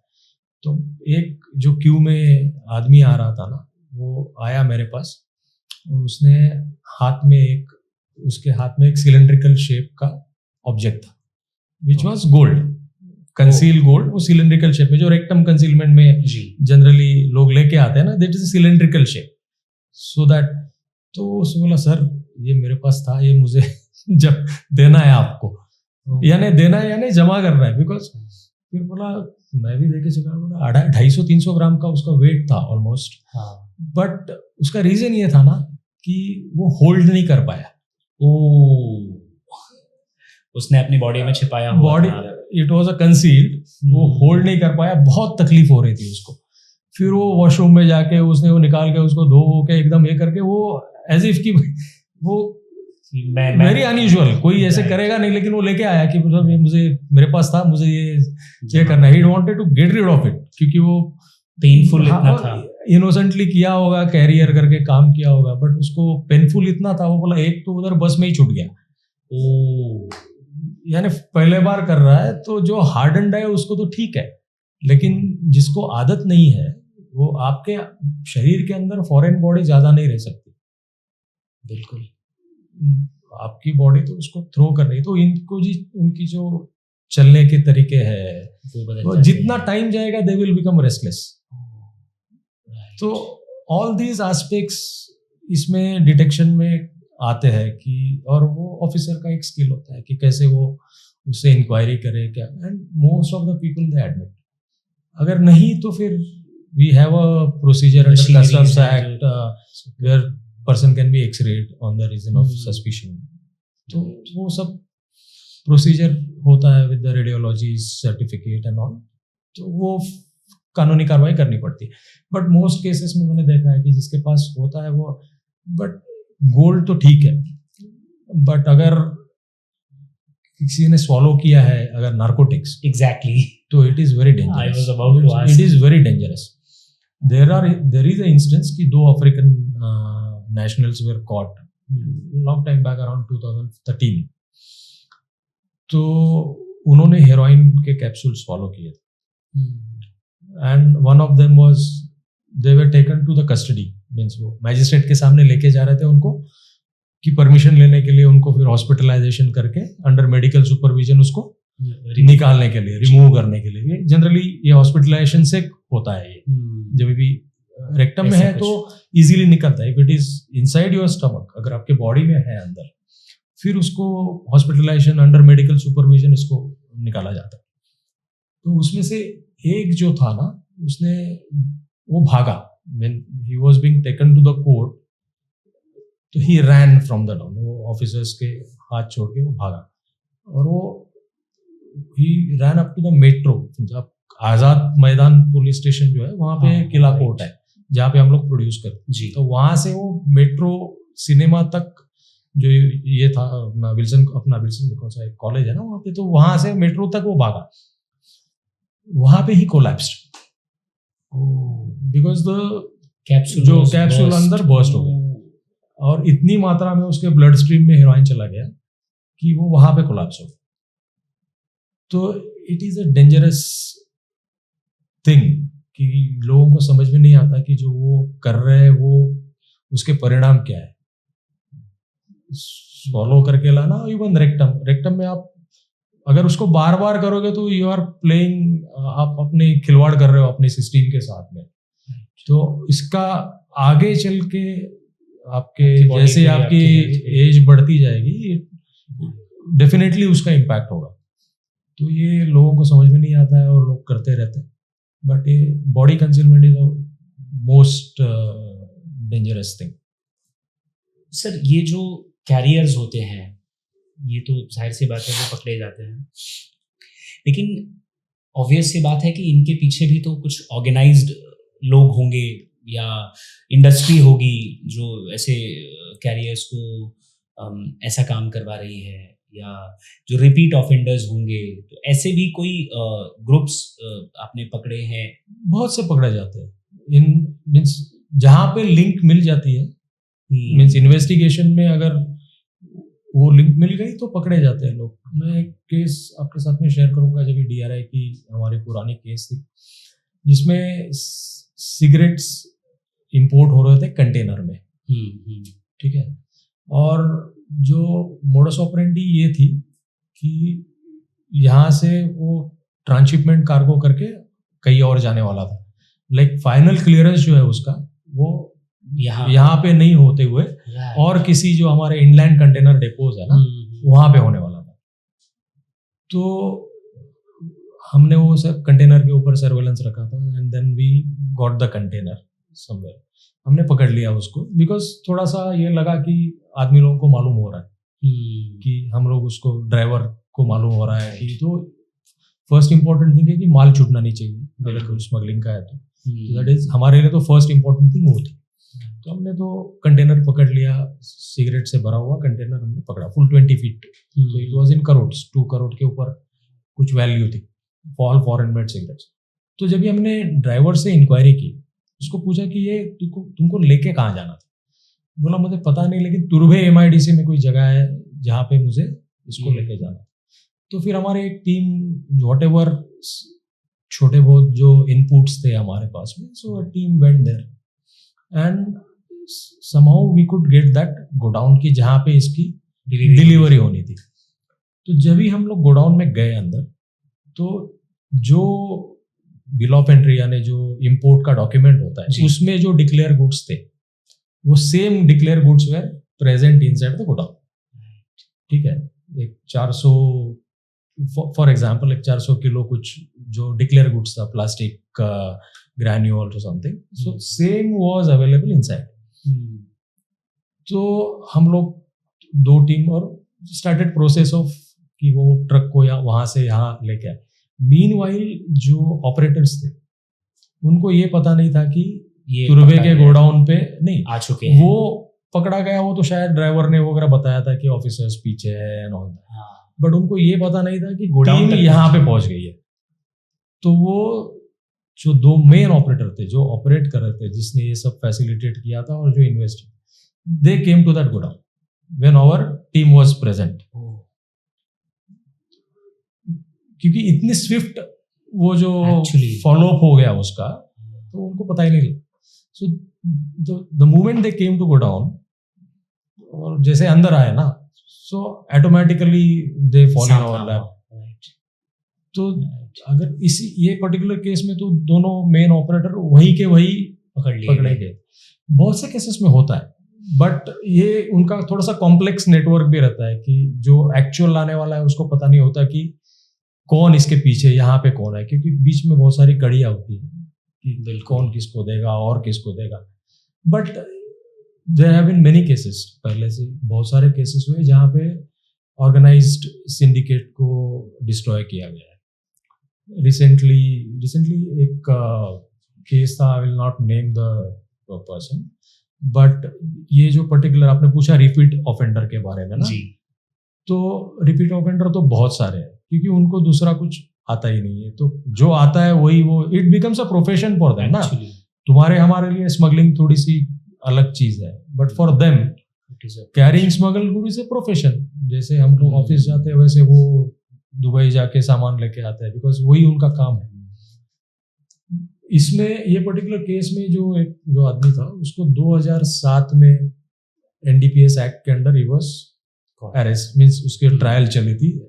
अरेस्ट तो 2004 में हुआ था, ट्रायल चली थी 2007 से, फिर मीन्स 2007 में ही वाज कन्विक्टेड। उसके ऊपर गुनाह जो भी था एनडीपीएस एक्ट के अंदर साबित हो गया और उसको 10 साल की सजा है एनडीपीएस एक्ट के अंदर, विच इज स्ट्रिंजेंट पनिशमेंट। तो ऑलरेडी उसने 9 साल के बाद में देन ही केम आउट यानी नॉट कंप्लीट ये नहीं हुआ था उसका, बेल के ऊपर वो आ गया सुप्रीम कोर्ट में अपील करके, हाई कोर्ट तक उसका कंफर्म हो गया था। उसमें आने के बाद में फिर वापस 2017 में कस्टम्स ने उसको गोल्ड स्मगलिंग में पकड़ा। 2017 में गोल्ड स्मगलिंग में पकड़ा, तभी वैल्यू कुछ मेरे ख्याल से 2-2.5 करोड़ के करीब थी। अभी 2024 मार्च में वापस पकड़ा गया with all his syndicate. He was the operator running in this entire gold smuggling business. उसमें बहुत सारे मल्टीपल लोकेशंस पे गोल्ड मिला, मल्टीपल लोकेशंस में गोल्ड का सेल प्रोसीड्स जो रहते हैं, जो बेचने के बाद में जो पैसा आता है, तो दैट वाज कलेक्टेड, वो सीज हुआ, वो पकड़ा गया, उसके साथी जो थे वो पकड़े गए। एंड अभी recently was detained under COFEPOSA, which is preventive detention है, जिसमें आपको ट्रायल की जरूरत नहीं है। 1 साल के लिए आदमी ये वापस ना करे काम, इसके लिए 1 साल के लिए प्रिवेंटिव डिटेंशन हो जाता है under COFEPOSA act. So this is kind of a, जो आपने पूछा रिपीट ऑफेंडर्स, ये आपको मैंने एक एग्जांपल दिया। ऐसे बहुत सारे हैं जो यही काम करते रहते हैं। सर ये चलिए गोल्ड तो बड़ी बात हो गई, ये जो छोटे छोटे सामान होते हैं जैसे घड़ियाँ, हालांकि वैल्यू के मामले में शायद वो इक्वल हो सकते हैं, लेकिन पहली नज़र में जो शायद ना पता चले हम लोगों को, आम लोगों को, जैसे फॉरेन से जो घड़ियाँ लाते हैं लोग, एक निश्चित क्वांटिटी से ज़्यादा, जितने की परमिशन है उससे ज़्यादा, या जिस पर ड्यूटी लगती है या टैक्सेस लगते हैं, एयरपोर्ट से मान लीजिए कि जैसे तैसे किसी ने ला दिया बाहर और अब वो लोकल मार्केट में आ गया, यानी बेच दिया गया किसी को, तो सर उसके बाद क्या उसे फिर से डिकोड किया जा सकता है थ्रू उस प्रोडक्ट के, जैसे जैसे आपने बताया कनेक्शन जुड़े, तो उसे तो आपने जाहिर सी बात है टिप पर हाँ। पकड़ा था। ऐसे लोग जो मार्केट में हैं और ऐसे गुड्स सेल कर रहे हैं या यूज कर रहे हैं या ऐसा दावा करते हैं कि मैंने ये सामान ग्रे मार्केट से लिया है या ऐसे मार्केट से लिया है जहां से ये इलीगली इंपोर्ट होकर आया है, तो ये ऐसे केसेस में नहीं, इसमें क्या होता है कि कुछ चीजें हैं जिसमें जैसे गोल्ड हो गया, जी फिर वॉचेस हो गई, नोटिफाइड चीजें हैं 2-3, जी जिसमें बर्डन ऑफ प्रूफ जो है that the goods are not smuggled, वो जिसके पास से पाया गया उसके ऊपर है। बिल्कुल। बाकी सब चीज केस में डिपार्टमेंट को प्रूव करना है कि ये स्मगल गुड्स। ओके, तो this is a difficulty. Exactly. अगर ग्रे मार्केट में है ना, तो सर्टेन चीजों में उसको प्रूव करना है। अगर वो कर रहा है कि मैंने यहाँ से लोकली खरीदा या किसी के पास से खरीदा, it is not smuggled, so he has to prove कि वो स्मगल्ड है। हाँ, ये गोल्ड में है, वॉचेस में है, there are certain notified goods जिसमें उसको प्रूव करना है। बाकी सब चीज में burden of proof is on the department. Department को प्रूव करना है कि ये स्मगल्ड है या नहीं। अच्छा, मैं थोड़ा और इसमें क्लैरिफिकेशन करना चाहूँगा सर। मान लीजिए कि वो एयरपोर्ट से बाहर अब आ चुका है वो सामान, लोकल किसी मार्केट में है, ऐसी जगह पर अगर वो पकड़ा जाता है तो कौन सा डिपार्टमेंट इस पर एक्शन लेगा, कस्टम डिपार्टमेंट या पुलिस डिपार्टमेंट? कस्टम डिपार्टमेंट ले सकता है एक्शन, बट उसमें उसके लिए प्रूफ होना चाहिए हमारे पास में कि ये स्मगल्ड है करके। एक्शन तो हम ले सकते हैं, नहीं ऐसे नहीं, बट उसके लिए हमारे पास में प्रूफ होना चाहिए कि ये स्मगल्ड है। अभी ग्रे मार्केट में सब चीजें मिलती है, वो जेन्युइन भी तो नहीं हो सकती। बहुत बार ये भी होता है कि they are intellectual property rights violated, जो डुप्लीकेट है, रेप्लिका है, कॉपी है। आपने कॉमन फर्स्ट कॉपी कभी कभार बोला जाता है, फर्स्ट कॉपी बहुत सुना है जी। Actually it's IPR violated goods. तो आपको जो मिलती है उसको बहुत बार, क्योंकि जेन्युइन गुड्स बड़े पैमाने में स्मगल होके लाना it's a difficult thing. Exactly. तो ग्रे मार्केट में मोस्टली जो आपको मिलती है वो आईपीआर वायोलेटेड गुड्स है। ओके, जो nearing to the original similar दिखते हैं या ठीक ठाक उसके जैसे लगते हैं। तो आप किसी के एक नॉर्मल कॉमन आदमी के हाथ में भी आप राड़ो की घड़ी देखोगे, बट जी may not be the case कि वो जेन्युइन हो। इट्स ये भी हो सकता है कि वो कॉपी हो। तो अगर हमारे पास में आईपीआर रजिस्टर्ड है मैन्युफैक्चरर का या इंपोर्टर का, then we have a procedure for destroying those goods. Different process is that. अगर आईपीआर रजिस्टर्ड नहीं है तो then sometimes we have to release those goods, obviously after payment of duty, fine, penalty. but जहाँ पे IPR registered है customs department के पास में, वहाँ पे तो उस means there is a procedure of destruction of this IPR violated goods. Sir मैं अपनी और अपनी ऑडियंस की इंफॉर्मेशन थोड़ा और ठीक करना चाहूँगा। Intellectual property rights, correct sir? IPR यानी कि जैसे फॉर एग्जाम्पल मैंने कोई एक घड़ी डिज़ाइन की है या बनाई है, तो उसका डिज़ाइन या उसके फीचर्स उस पर जिन पर मैं कॉपीराइट कर सकता हूँ, अपना रजिस्टर कर सकता हूँ कि ये मेरे दिमाग की उपज है और इसको और कोई अगर बनाता है तो वो इसका वायलेशन करता है। और उन तरीके के गुड्स को अगर कोई और प्रोड्यूस करता है सेम मेरे प्रोडक्ट्स के जैसे दिखने वाले और या उसी तरह के फीचर्स वाले, तो वो पहले तो वो मेरे राइट्स का वो वायलेशन कर रहा है, तो मैं उस पर एक्शन लिया जा सकता। और वो एक तो ये आईपीआर का वायलेशन कर रहा है, प्लस ऐसे गुड्स एक लिमिटेड क्वांटिटी या जिस भी क्वांटिटी में वो एक दूसरी कंट्री से इस कंट्री में ला रहा है, तो वो एक दूसरा ऑफेंस कर रहा है। आईपीआर वायलेटेड गुड्स है ना, वो प्रोहिबिटेड गुड्स है अंडर कस्टम्स एक्ट जी। कस्टम एक्ट का सेक्शन 11 जो है वो बहुत सारे टाइप्स के गुड्स को लिस्ट करता है कि जो गुड्स है, कौन से गुड्स है वो प्रोहिबिटेड गुड्स, जिसमें IPR violating goods are prohibited goods. तो अगर कोई लाने की कोशिश कर रहा है आईपीआर वायलेटेड गुड्स, तो कस्टम एक्ट के अंदर offence can be registered against that. Likewise we have हमने इंस्टेंसेस देखे हैं कि जहाँ पे cigarette, duplicate cigarette is imported in huge quantity through और ये कैरियर्स। शुरू से है सर? नहीं, शुरू से जो आती थी तो ओरिजिनल फॉरेन मेड सिगरेट आती थी, okay. Like Benson hedges, Rothmans वगैरह जो ब्रांड थे, 555 ना, ये जो फॉरेन मेड सिगरेट्स है, so they don't confirm to Indian law कि जहाँ पे वो 85% उसका पिक्टोरियल वार्निंग होना चाहिए जी, दैट्स, इसके लिए वो प्रोहिबिटेड है। And it causes cancer. हाँ, ये जो हमारे पास लोकली जो सिगरेट पैकेट्स बेचे जाते हैं उसके ऊपर 85% of the package as a visual ये फोटोग्राफ रहता है कि पिक्टोरियल वार्निंग जिसको कहा जाता है कि इससे ये कैंसर हो सकता है एंड ऑल दैट। तो फॉरेन मेड पैकेट्स के ऊपर वो होता नहीं, उनका खाली एक लाइन रहता है कि smoking is injurious to health and all. तो इसके लिए अभी रिसेंटली हमने नोटिस किया कि Indian made cigarettes are being smuggled from outside, like gold flake जो जिसके ऊपर MRP है, सब कुछ है जी, तो वो बाहर से यहाँ पे स्मगल हो रहा है। तो इनिशियली तो पता नहीं लगा, बाद में ये पता लगा कि ये दिस इज स्पूरियस और duplicate cigarette which is being made abroad. They have set up a complete plant और वहां से फिर वो सिगरेट्स यहाँ पे स्मगल करें। They have set up a plant, that is what was a information कि वहां, नहीं तो इतने पैमाने पे बनेगी नहीं ना सिगरेट, बनेगी कैसे? क्योंकि उसके ऊपर गोल्ड फ्लेक पूरा लिखा हुआ आएगा, पैकेट्स के ऊपर गोल्ड फ्लेक लिखा हुआ आएगा। तो this is also kind of IPR, and अगर IPR रजिस्टर्ड भी है नहीं इस केस में, बट अगर ये स्पूरियस है, डुप्लीकेट सिगरेट है, तो it is injurious to public health, क्योंकि उसके अंदर क्या है, बिकॉज मैन्युफैक्चरिंग इज नॉट जो गाइडलाइंस है उनके जैसे होना चाहिए, उसको किसी को पता नहीं कि उसके अंदर क्या जा रहा है। सो इन पब्लिक हेल्थ इसमें also this becomes a prohibited goods.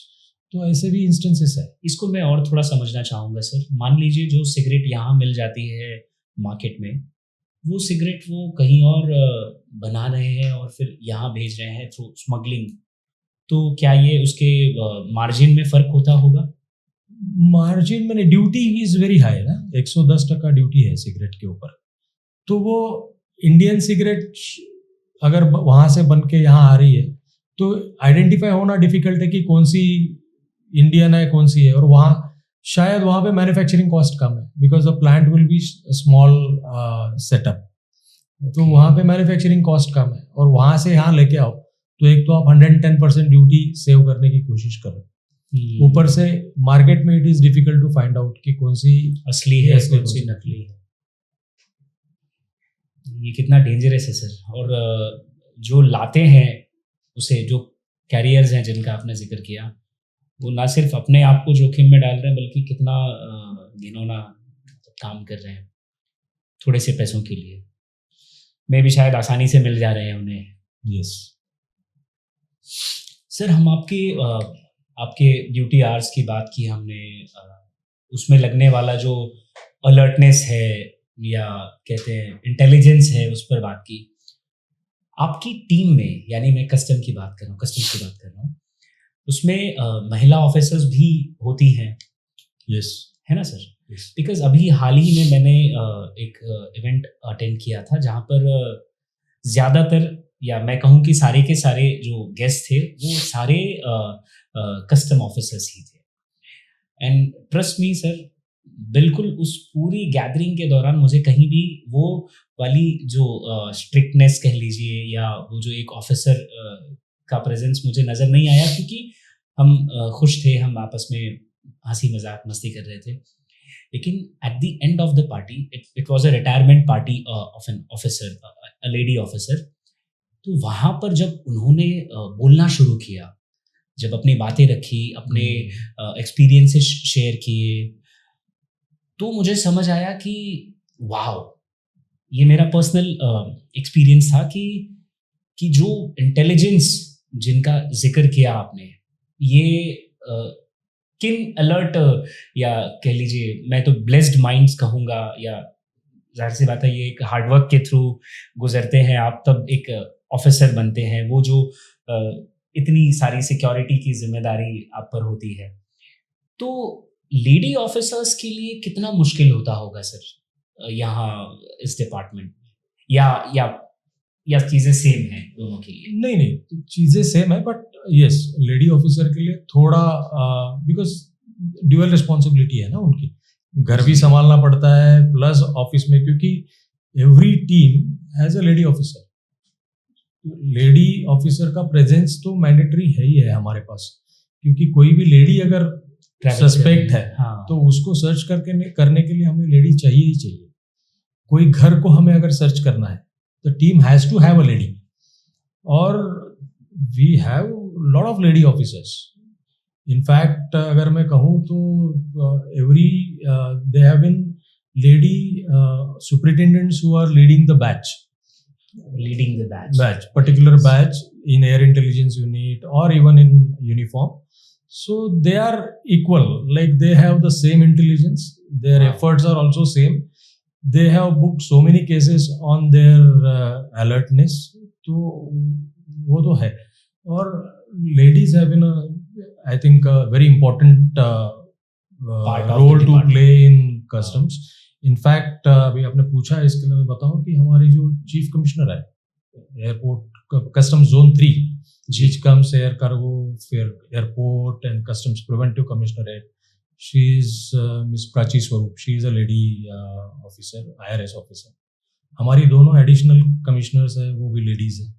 So we have ladies across the grade, means group A में है, ग्रुप B में है, so everywhere, like preventive officers भी ladies है, and they are all performing excellently, और वो उतनी मजबूती से अपने रोल्स निभा रही हैं। yes, very much.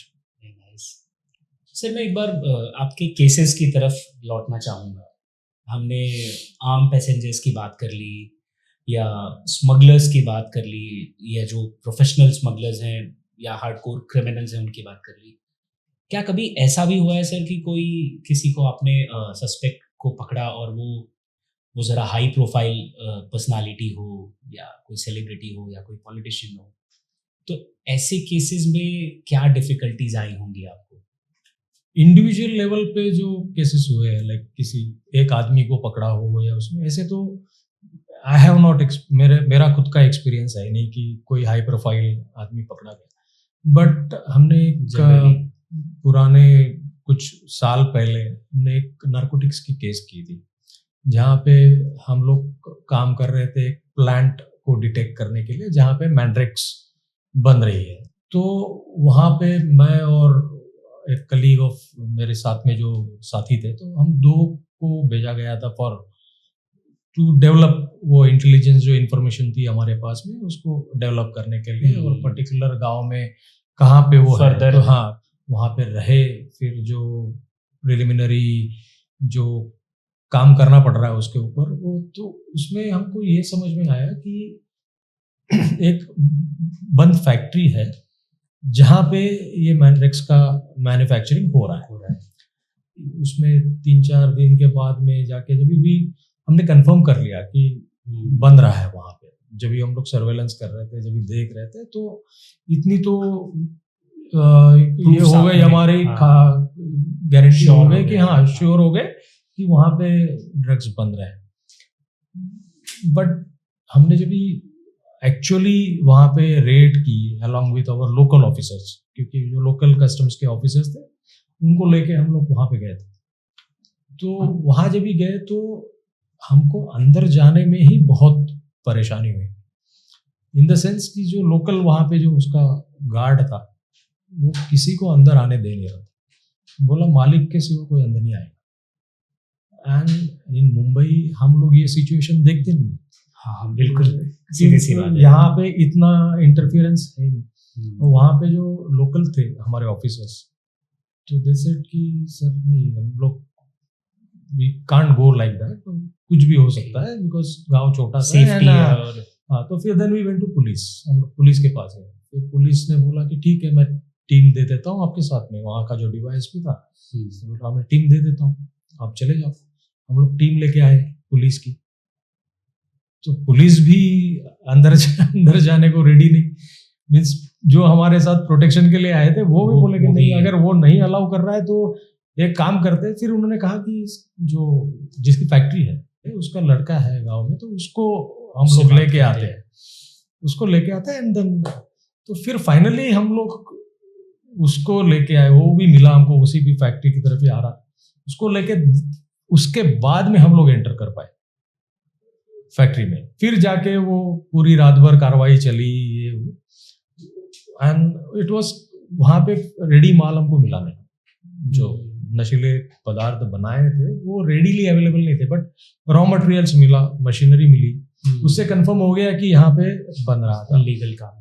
तो उस सब के बाद में फिर हम लोग मुंबई आए वापस, और 2 महीने के बाद में भी स्टिल हम लोग का कंटिन्यू चल रहा था उसमें ना काम करना, ये केस के ऊपर, क्योंकि माल मिला नहीं तो that is a very serious thing from us कि ऐसे कैसे हो। फाइनली 2 महीने के बाद में हमने वाशी में एक जगह पे रेड की आफ्टर गेटिंग द इंफॉर्मेशन। फिर वहां पे कुछ एक 4-5 आदमी जो थे इन्वॉल्व इसी चीज, जिन्होंने ये बनाया था वहां पे, उनको हमने पकड़ा। वो पकड़ने के बाद में फिर माल मिल गया 300 kilo, which was concealed in mango की बॉक्स में, 300 kg ऑफ मैड्रेक्स इट वाज। तो वो वाशी में से हमने बरामद किया, और ये आप जो बोल रहे कि हाई प्रोफाइल जी, इसमें the minister was not directly connected, right, because it was his close factory and his son had given it to someone else, and right, but he knew कि उसको पता था कि ये कर रहे हैं काम। and then this जो लड़का था उसका जिसने ये सब किया था, he was put under trial, और मेरे ख्याल से कन्विक्शन भी हो गया उसका। तो ऐसे नहीं कि आदमी हाई प्रोफाइल आने से इससे बच सकता है, इट्स नॉट दैट। अगर एविडेंस है तो फिर इरिस्पेक्टिव ऑफ आप कौन हो तो उसके ऊपर कार्रवाई होगी, तो वो होती भी है। तो this was a case where somebody from a political background was involve. बाकी नॉर्मली सेलिब्रिटीज वगैरह ऐसे कोई इतने ये होते नहीं है, इसमें कोई इंस्टेंसेस मैंने तो एक्सपीरियंस नहीं किया। जनरली पीपल कम, दे पे ड्यूटी जो भी है एंड देखो, because they are mindful, conscious रहते हैं अपने इमेज के बारे में ना, क्यों एडवर्स पब्लिसिटी कोई नहीं चाहता। तो ऐसे इंस्टेंसेस तो है नहीं जो मैंने देखे हैं कि भाई जिसमें किसी सेलिब्रिटी को हमने डिफरेंट ट्रीटमेंट दिया। सेलिब्रिटी है, celebrity has to pay duty ultimately, and people have been paying duty. Sir इसमें भी कई बार ऐसे हमने न्यूज़ में देखा है कि कोई सेलिब्रिटी हैं जो एक छोटी क्वांटिटी के प्रोहिबिटेड ड्रग्स के साथ पकड़े गए, ऐसे भी न्यूज़ में हमने चीज़ें देखी जो शायद लिमिटेड हो सकती है, लेकिन वो जो पर्टिकुलर आइटम है वो प्रोहिबिटेड है। तो ऐसे केसेस में जनरली उनके साथ क्या होता है, बिकॉज वो कंज्यूम कर रहे हैं या कंज्यूमेबल क्वांटिटी लेकर ट्रैवल कर रहे हैं। हम लोग थोड़ा सा एनडीपीएस एक्ट में जा रहे हैं। ये जो आपने सवाल पूछा ना, वो इट इज गोइंग टुवर्ड्स, नहीं ठीक है, एनडीपीएस एक्ट। इसमें क्या है कि लॉ इज, एनडीपीएस एक्ट जो है जी, वो थोड़ा सा सॉफ्ट है for persons who are consuming, who are victim. They जो कंज्यूम कर रहा है ना, जो छोटी क्वांटिटी में ले रहा है, वहां पे एनडीपीएस एक्ट में एक कंसेप्ट है small quantity and commercial quantity. Okay, तो स्मॉल क्वांटिटी जो है उस क्वांटिटी स्पेसिफाई की हुई है लॉ में। तो स्मॉल क्वांटिटी जिसके पास में पाई गई अगर जी, तो ऑफेंस तो है, but he is treated as a victim. Exactly. तो उसमें बेल की प्रोविजन है, या फिर उसको एक सुधारने की कि अगर आप छोड़ना चाहते हैं तो आप मीन्स थोड़ा सा रिफॉर्म करने के लिए एक बट जो कमर्शियल क्वांटिटी और जो स्मॉल से ऊपर जो क्वांटिटी है उसके लिए फिर स्ट्रिंजेंट पनिशमेंट है, बिल्कुल होनी भी चाहिए। हाँ, बट एनडीपीएस एक्ट में वो एक प्रावधान है कि कंज्यूम जो कर रहा है ना, he is treated as a victim of it, but whereas जो सप्लाई कर रहे हैं उसके अगेंस्ट में लॉ इज वेरी स्ट्रिंजेंट। लेकिन सर एक स्कैम है जो थोड़ा बहुत मैंने खबरों में सुना है, आई एम श्योर आपकी नज़र से भी गुजरी होगी ये खबर। कई बार लोग ऐसा क्लेम करते हैं कि मेरे पास कस्टम का सीज किया हुआ सामान है, जो आपको शायद सस्ते में मिल सकता है। एक आम धारणा ऐसी बना दी है लोगों ने। और स्कैम मैं इसलिए कह रहा हूँ क्योंकि मैंने कभी सुना नहीं है ऐसे कि किसी इंडिविजुअल ने कस्टम का जब्त किया हुआ सामान किसी को बेचा हो, या अगर बेचा भी होगा तो मैं 100% श्योर हूँ कि वो कस्टम का तो नहीं ही होगा।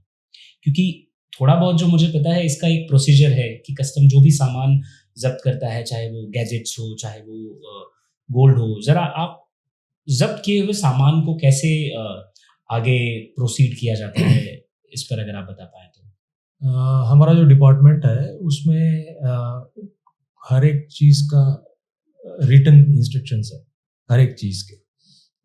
जैसे जो पकड़ा हुआ सामान है उसका डिस्पोजल कैसे होना चाहिए, वो भी उसके लिए डिस्पोजल मैनुअल है।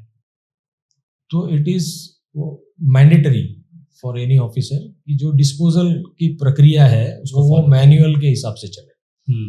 अगर हम लोग गोल्ड की बात करें तो गोल्ड के लिए पहले सर्टिफिकेशन होता है, जो पकड़ा जाता है माल जो सीज होता है या कॉन्फिस्केट होता है, उसके लिए पहले मैजिस्ट्रेट की जगह पे अभी हमारे कमिश्नर अपील लेवल के एक ऑफिसर को बुला के हमको उनके सामने उसके फोटोग्राफ्स लिए जाते हैं, सर्टिफाई होता है कि ये केस का ये सामान है।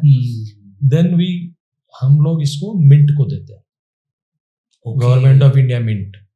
फिर गवर्नमेंट ऑफ इंडिया जो प्रोसीजर प्रिस्क्राइब है, मैं वो इतने डिटेल में नहीं जाऊंगा, लेकिन बट इन शॉर्ट कि गवर्नमेंट ऑफ इंडिया मिंट उसको स्टैंडर्डाइज करके, वो गोल्ड को स्टैंडर्डाइज करके आरबीआई को देता है। ये जनरल पब्लिक को नहीं मिलता, तो आपको तो ये सेट प्रोसीजर है, तो इसमें कोई और रास्ता है नहीं।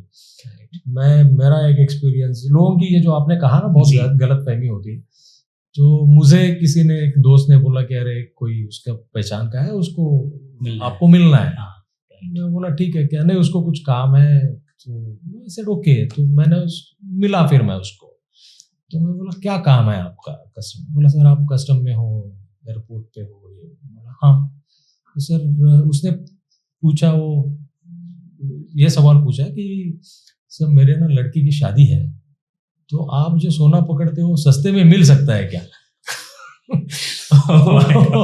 मतलब डिस्काउंट का इतना मीन्स वो कहाँ से उसको कवर मिले? बोला, मैंने बोला कि बॉस ऐसे नहीं होता है, डिस्काउंट में कोई चीज मिलती नहीं है कस्टम के पास से। सोना तो बहुत दूर की बात रही, क्योंकि गोल्ड को कैसे डिस्पोज ऑफ करना है उसका एक सेट प्रोसीजर है। तो ये मिंट, आरबीआई के through it goes to the market, and फिर वो उतना पैसा डिपार्टमेंट को आ जाता है, उनका जो भी स्टैंडर्ड रेट है।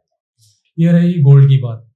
नारकोटिक्स और सिगरेट्स जी, and to that some extent liquor, अगर स्मगल्ड लिकर पकड़ी गई जो बेची नहीं जा सकती, इन द सेंस अगर लॉट में नहीं है, कम से कम 10 का लॉट होना चाहिए उसका, अगर वो नहीं है तो then these are to be destroyed by standard process. Incineration में जैसे जला के उसको डिस्ट्रॉय करना चाहिए, अल्कोहल को उसको क्रश करके ना, बॉटल्स को क्रश करके वगैरह, कि वो फर्दर मार्केट में it can not be used. और मैं इतना तक बता दूं कि it is very much all precautions are taken, especially for narcotics or even for cigarettes also. Narcotics के लिए तो हम लोग सब पुलिस हेड ऑफिस को बताते हैं कि ये पर्टिकुलर दिन को हमारा डिस्ट्रिक्शन है, you have to send your team, जो पुलिस एस्कॉर्ट आता है अप टू द जो वेस्ट मैनेजमेंट फैसिलिटी है जहाँ पे हम लोग डिस्ट्रॉय करते हैं। तो ये सब प्रोसीजर फॉलो होता है। The vehicle is also properly monitored vehicle, हमारी सिक्योरिटी तो रहती है, plus in addition to that police की सिक्योरिटी रहती है, एंड एवरीथिंग इज डॉक्यूमेंटेड। उसको पंचनामा होता है, विटनेसेस आर देयर कि ये इसको जलाया गया। So all those precautions are taken. ये हो गई सिगरेट और इसकी बात जी। इलेक्ट्रॉनिक्स में अगर इलेक्ट्रॉनिक्स नया है और उसकी 5 लाख से ज्यादा कीमत है तो उसका मैंडेटरी ई ऑक्शन होता है। Same is for jewellery, it is for mandatorily e auction है। उसका वैल्यूएशन आके सर्टिफाई करते हुए पैनल रहता है, जो जनरल मार्केट प्रैक्टिसेस हैं, वो पैनल रहता है। पैनल उसका वैल्यूएशन करता है कि ये कितना का वैल्यू है, व्हाट इज कंपोजिशन के हिसाब से जो भी कंपोजिशन होगा वो अकॉर्डिंगली पैनल वैल्यू करके फिर ई ऑक्शन हो जाता है। टू बी स्पेसिफिक सर, ये जनरल पब्लिक के लिए ऑक्शन नहीं किया जाता। नहीं। हम लोग जो 5 लाख से कम है वो हम लोग कंज्यूमर सोसाइटी को देते हैं। और through consumer society it goes to the के मार्केट. लिए. अगर हम लोग ड्रोन की बात करें तो drone is prohibited item. So drones are given to the defence forces for their use. Okay. तो दैट ऑल्सो कोई चीज मार्केट में नहीं जाती.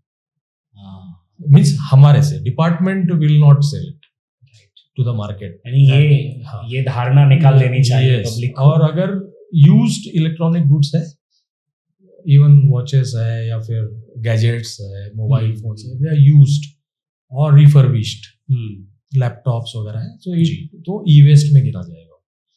तो थ्रू ऑथोराइज्ड एजेंसी वो ई वेस्ट से ई वेस्ट ये डिसाइड करके उसको फिर डिस्पोजल किया जाएगा उसको. तो this is a way. So directly अगर कोई किसी को कहता है कि भाई मेरे पास कस्टम्स का माल है जो मैं सस्ते में दे रहा हूँ, तो ये पॉसिबल नहीं है. जो खरीदता है वो तो नॉर्मली दे आर इंस्टीट्यूशंस और ट्रेडर्स जो है जो सर्टिफाइड, हाँ, जो लीगली खरीदते हैं टेंडर मींस ऑक्शन में. So they will sell at profit whatever उनका है, but department directly does not sell. Sir, इस पूरे कॉन्वर्सेशन को मैं कंक्लूड करना चाहूँगा ये पूछकर कि स्मगलर्स के साथ क्या होता है जब वो पकड़े जाते हैं. स्मगलर के साथ में जो प्रोविजंस है कस्टम एक्ट में, certain provisions are penal provisions जिसको हम लोग कहते हैं जी. There is a monetary penalty as well as criminal prosecution. Monetary penalty तो हर एक केस में होती है. लाइक जो आम आदमी भी अगर कोई, जैसे हमने शुरू में बात की थी, कोई एक स्मगलिंग की वाइड डेफिनेशन है. अगर आप जो ला रहे हैं वो अगर कॉन्फिस्केशन के लिए रेंडर होता है 111 और 113, एक्सपोर्ट के लिए 13 है, 113 इंपोर्ट के लिए 111. वेरियस कैटेगरीज आके अगर वो कॉन्फिस्केशन के लायक है और आपने वो लाया है तो आपके पास है ऑफेंस है. जो आपकी एक्ट या आइदर पॉजिटिव और नेगेटिव जो भी आपकी एक्ट है, तो उसमें आपको फाइन ऑफेंस. तो फाइन नहीं होता, पेनल्टी होती है. फाइन एंड पेनल्टी में बहुत डिफरेंस है. Right. There will be penalty which can be minimum 5,000 and in case of prohibited goods up to value of the goods, maximum up to the value of the goods. उसमें जो भी greater है, सो penalty लगाना ये discretion है. तो उसमें जो एडजुडिकेटिंग, तो डिपार्टमेंटल एडजुडिकेशन होता है, उसमें एक शो कॉज नोटिस दी जाती है. अगर छोटा गुना हो 10 लाख से नीचे हो तो, और उससे भी अगर कहीं थोड़ा सा ज्यादा हो तो इट इज अ ऑप्शन की शो कॉज नोटिस वेवर मांग सकता है, so that process is faster. But adjudication होगा. एडजुडिकेशन में ये डिसाइड होता है कि गुड्स आर जो पकड़ी गई है whether they are liable to confiscation और नॉट. अगर लायबल टू कॉन्फिस्केशन है तो कॉन्फिस्केशन हो जाता है, पेनल्टी इंपोज हो जाती है जो भी प्रिस्क्राइब पेनल्टी है डिस्क्रिशन के हिसाब से. और कॉन्फिस्केटेड गुड्स अगर ड्यूटीएबल है, प्रोहिबिटेड नहीं है, और अगर ड्यूटीएबल गुड्स है तो it is mandatory to give a offer of redemption. तो फिर वो रिडम्पशन फाइन होगा. कि अगर समझो आपके पास से मैंने 50 मोबाइल जब्त किए तो उसका एडजुडिकेशन होगा. I will confiscate that those 50 mobiles. I will penalise you under 112. Penalty जो भी है आपको समझो 50,000 depending on the value. Generally penalty 10% होती है वैल्यू के. तो जो वैल्यू है उसकी 10% की, अराउंड 10% की मैंने पेनल्टी लगा दी आपको. और कॉन्फिस्केटेड गुड्स को मैं आपको ऑप्शन ऑफ रिडम्पशन दूंगा under section 125 of customs act. उसमें आई विल, तो रिडम्पशन फाइन के पीछे जो लॉजिक है या जो भी प्रिंसिपल है, इट्स लाइक कि अगर मैं ये स्मगलिंग करने में सफल होता और मैं ये अगर बाहर बाजार में जाके बेचता तो मेरा मैक्सिमम प्रॉफिट होता अराउंड 20%. तो वो प्रॉफिट निगेट हो जाता है उसमें. तो redemption fine is generally 15-20% on the gravity of the situation. ये देन इफ यू पे दैट फाइन आपको गुड्स वापस मिल जाएंगे. नहीं तो फिर डिपार्टमेंट के पास कॉन्फिस्केट होने के बाद में जैसे डिस्पोजल कॉन्फिस्केटेड गुड्स का डिस्पोजल होता है, it will be done like. जो अगर value of the goods is more than 1 crore और duty in case of dutiable goods more than 50 lakhs, then along with this procedure like जो departmental adjudication process है, जहाँ पे show cause notice issue होती है, investigation होता है, फिर शो कॉज इश्यू होती है, शो कॉज के बाद में उसको एडजुडिकेट किया जाता है. Then you have appeal also, like first stage appeal with commissioner appeal है, और second stage appeal is with government of India, revision authority करके एक हमारी अथॉरिटी है. So it is indirectly a government of India where baggage के cases जाते हैं. In the rest of the cases of import export and all, it will go to the tribunal, CESTAT जिसको कहा जाता है. सो this is a appeal process. So this will go on. But अगर जैसे मैंने कहा कि 1 करोड़ से ऊपर ड्यूटी है और 50 लाख से ऊपर ड्यूटी है, तो simultaneously we can launch a criminal prosecution under customs act. Section 135 है उसके लिए. तो फिर उसमें कंप्लेंट फाइल होती है कोर्ट में, और फिर अगर आपकी ये वैल्यू 1 करोड़ से ऊपर है तो आप मैक्सिमम 7 साल तक की पनिशमेंट है एंड फाइन, और उससे in other cases up to 3 years. But जो 7 साल की जो पनिशमेंट है, उसमें punishment cannot be less than 1 year unless there are specific reasons which जज हैज टू रिकॉर्ड. बट ये प्रोसेस है क्रिमिनल प्रोसिक्यूशन की. सो तो हाई प्रोफाइल जो बड़े केसेस होते हैं, बड़ी वैल्यू इन्वॉल्व होती है इसमें, तो उसमें दोनों हो सकता है, and both are independent. Departmental adjudication और क्रिमिनल प्रोसेस इज इंडिपेंडेंट. और ज्यादा मैग्नीट्यूड की केसेस है, और अगर सिंडिकेट्स इन्वॉल्व है और हमने उनको पकड़ा है, तो there is a action under COFEPOSA, conservation of foreign exchange and prevention of smuggling act 1974. और बिगर वो प्रिवेंटिव डिटेंशन है. So these are the things which happen as a process of the adjudication as well as criminal prosecution. ये होता है जो आदमी पकड़े जाते हैं उनके साथ. सर आपने तो एकदम क्लैरिटी दे दी, लेकिन जो जेन्युइन पैसेंजर हैं, जो से फर्स्ट टाइम ट्रैवल कर रहे हैं या अकेले ट्रैवल कर रहे हैं या थोड़े इन चीज़ों से अनजान हैं, उनके लिए आप क्या सजेशंस देंगे? जो मेरा एक्सपीरियंस है, पैसेंजर्स जानने की कोशिश नहीं करते फ्रॉम ऑथेंटिक सोर्स कि उनका फ्री अलाउंस कितना है, क्या क्या उनको अलाउड है लेके आना, क्या नहीं है. ये ऑथेंटिक सोर्स है नहीं. They generally depend on the Google. और अगर वहाँ पे दुबई में कहाँ से उन्होंने ज्वेलरी खरीदी है, तो वो वहाँ का ज्वेलर बोलता है कि ठीक है आप 20 ग्राम तक लेके जा सकते हो, 40 ग्राम तक. ऑन दैट नॉलेज दे कम. हर एक पैसेंजर को ये जानना जरूरी है कि अगर उसके पास में जो फ्री अलाउंस है उसका, every passenger has a free allowance from customs, that is from other than Nepal, Bhutan and Myanmar. ये 3 कंट्री छोड़ के बाकी कंट्री से जो भी टूरिस्ट आ रहा है, एक्सेप्ट फॉरेन टूरिस्ट, जो इंडियन रेसिडेंट है, फिर इंडियन ओरिजिन टूरिस्ट है एंड ऑल दैट, तो उनको 50,000 का free allowance for all the new things what they have. उतनी वैल्यू का सामान वो ला सकते हैं? नहीं, उतने के ऊपर ड्यूटी नहीं है. ओके. ला तो कुछ भी सकते हैं, मीन्स कितने भी वैल्यू का ला सकते हैं, बट उतने पे ड्यूटी नहीं है. 50,000 तक का, जैसे हम लोग सेट ऑफ बोलते हैं ना, अगर 1 लाख है तो उसमें से 50,000 के ऊपर ड्यूटी नहीं है. 50,000 के ऊपर उनको 38% ड्यूटी भरनी है पैसेंजर को. और जो यूज्ड पर्सनल इफेक्ट्स है ना, they are not considered in this. तो ये 50,000 का फ्री अलाउंस है, it's a basket. It is for everything what you have, new thing ना, जो आपने गिफ्ट लाए हो. तो पैसेंजर का एक ये भी रहता है कि ये मुझे किसी ने गिफ्ट दिया वहां पे, भले आपको किसी ने गिफ्ट दिया हो या आपने खरीदा हो, you have, it is dutiable. आपने source acquisition is not important.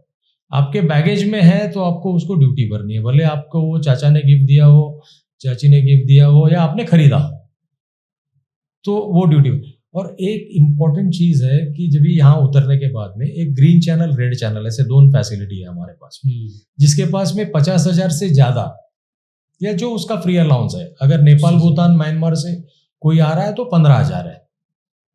तो उससे ज्यादा के वैल्यू के अगर गुड्स आपके पास है तो आपको जाके वो डिक्लेयर करने हैं काउंटर पे कि मेरे पास इतना इतना सामान. बिकॉज अंडर सेक्शन 77 जो है कस्टम एक्ट का, it is passengers responsibility to declare, mandatory provision है वो कि पैसेंजर हैज टू डिक्लेयर। तो आप जाके अगर डिक्लेयर करोगे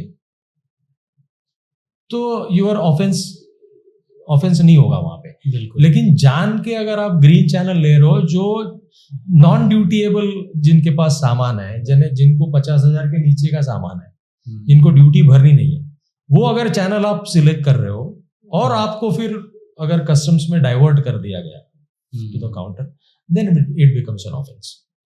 तो सही डिक्लेरेशन फाइल करना बहुत जरूरी है। तो वो पैसेंजर्स को एक ख्याल रहना चाहिए कि अगर जेन्युइन पैसेंजर हो, आप जाके डिक्लेयर करो, आपके पास 40,000 के गुड्स है या वट एवर इट इज, ज्यादा के है तो यू हैव टू पे on the duty on that difference.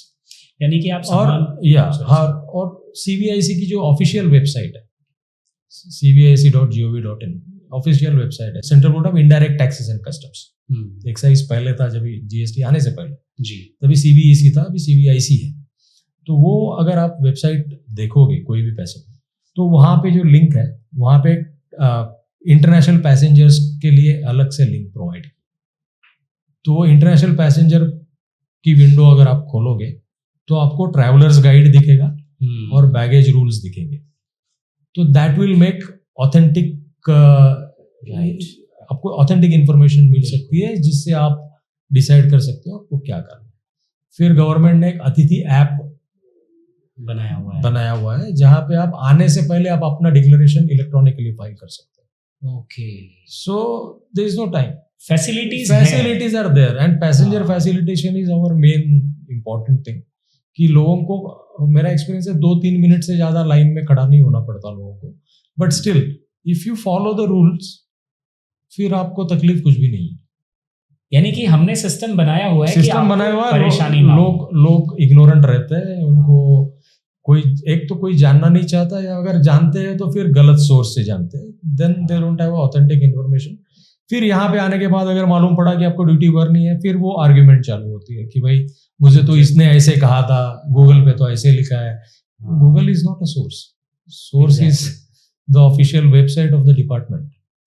Right, यानी कि आप अगर इंटरनेशनली ट्रैवल कर रहे हैं तो वो एक बार, if you are not aware of the rules, तो आप ये पढ़ लीजिए और अपनी तैयारी उस हिसाब से रखिए। और अतिथि ऐप तो आपने मेंशन कर ही दिया। ये पूछना इसलिए ज़रूरी था सर, क्योंकि जैसे हमने अपने कॉन्वर्सेशन की शुरुआत की कि कई बार लोग ज़रा सी हेल्प करने के चक्कर में अपने आप को किसी बड़ी मुसीबत में डाल देते हैं। तो अब ये मैं अपने ऑडियंस से कहूँगा कि आप भी इसका फ़र्क जान लीजिए कि आप हेल्प कर रहे हैं या स्मगलिंग, जब आप ट्रैवल कर रहे हैं, खासकर जब आप अकेले ट्रैवल कर रहे हैं। Right sir? तो सो आई एम श्योर सर कि ये I am very much sure in fact कि ये हमारी जो बातचीत है वो हमारे लिसनर्स के लिए, हमारे दर्शकों के लिए बहुत कमाल की इन्फॉर्मेशन से भरी हुई थी। और मेरे लिए ये कमाल का इन्फॉर्मेशन और कमाल का एक्सपीरियंस रहा आपके साथ जो वक्त बीता। Thank you so much sir for your valuable time and more valuable information. धन्यवाद, थैंक यू वेरी मच। धन्यवाद सर, और आपके सभी दर्शकों को शुभकामनाएं मेरी। Thank you. धन्यवाद sir, thank you so much everyone. ऐसी ही और जानकारी के लिए देखते रहिए मेरी सहेली के पॉडकास्ट। मैं हूं मनोज, शुक्रिया।